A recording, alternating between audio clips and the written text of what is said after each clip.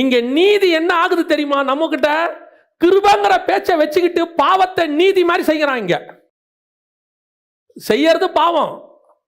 பரிசேயர் சதிசேயரை விட நீதியை பார்த்தா இங்க ஒண்ணும் இல்லை. பரிசேயர் சதிசேயர் நீதியை பார்க்கிலும் நம்முடைய நீதி மேலானதாக இருக்கணும். எந்த அளவுக்கு இருக்கணும் தெரியுமா? கிறிஸ்துவின் நீதிக்கு ஒப்பாக இருக்கணும். இயேசு சொல்றாரு, இப்பொழுது இடம் கொடு, இது எல்லா நீதிக்கும் ஏற்றதாக இருக்கிறது. நம்ம போய் அந்த பிரகாசத்தை காட்டுறாரு. இந்த நீதி அவன் முகத்தில் அடிக்குது. பவுல் சொல்றாருல, கிறிஸ்துவின் அச்சு அடையாளங்களை என்னுடைய சரீரத்தில் கொண்டிருக்கிறேன்னு. அது வெறும் அடி உத மட்டும் நினச்சிக்காதீங்க, காயத்தை மட்டும் நினச்சிக்காதீங்க. அவனால் ஒரு காரியத்தை தைரியமாக சொல்ல முடியுது. என்ன தெரியுமா? நான் கிறிஸ்துவை பின்பற்றுகிறது போல நீங்கள் என்னை பின்பற்றுங்க. அதோட அர்த்தம் என்ன தெரியுமா? கிறிஸ்துவினுடைய வஸ்திரம் எப்படி இருக்கோ அப்படி என் வஸ்திரம் இருக்க. தைரியமா என் வஸ்திரத்தை பார்த்து இதே மாதிரி மாற்றிக்கோங்கன்னு அர்த்தம் அதுக்கு. புரியுதா உங்களுக்கு? அவன் என்ன சொல்றானா, அவருடைய மாதிரியே நானும் நீதிமானா இருக்கேன். தைரியமா என்ன பாரு, என்னை பார்த்தினா நீ நீதிமான் ஆகலாம். ஏன்? நான் கிறிஸ்துவை போல இருக்கிறேன். இதுதான் அவருடைய வஸ்திரத்தில் உள்ள நீதி அவன் முகத்தில் பிரகாசிக்கிறது.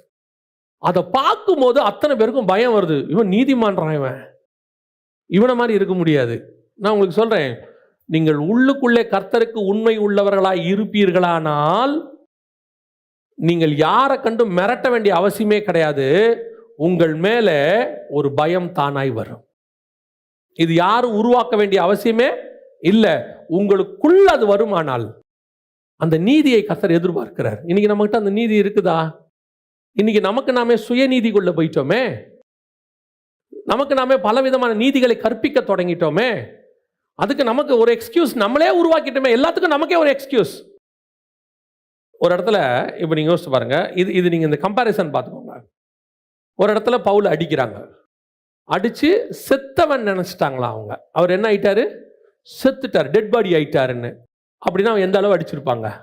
அடிச்சாச்சு. அவங்களே நினச்சிட்டாங்க டெட் பாடி ஆயிட்டாருன்னு, விட்டுட்டு போயிட்டாங்க. வசனம் சொல்லுது, பவுல் எழுந்து பட்டணத்துக்குள் பிரவேசித்து பிரசங்கிக்க தொடங்கினான். பவுல் நினச்சா என்ன பண்ணியிருக்கலாம்?